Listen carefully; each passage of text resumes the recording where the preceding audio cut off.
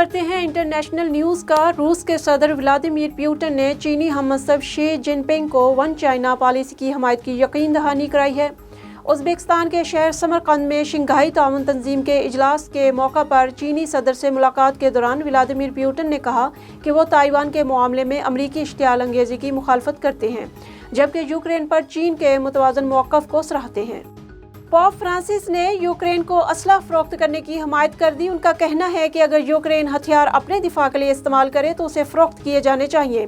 عیسائیوں کے روحانی پیشوا پوپ فرانسس نے قازقستان سے واپسی پر میڈیا سے گفتگو کرتے ہوئے کہا کہ یوکرین کو ہتھیار فروخت کرنا اخلاقی لحاظ سے درست ہے۔ یہ ایک سیاسی فیصلہ ہوگا۔ اس فیصلے کو اس صورت میں درست تصور کیا جانا چاہیے جب یوکرین بھی اخلاقی اقدار کی پابندی کر رہا ہو۔ سعودی شہزادہ عبدالکریم بن سعود بن عبدالعزیز آل سعود انتقال کر گئے۔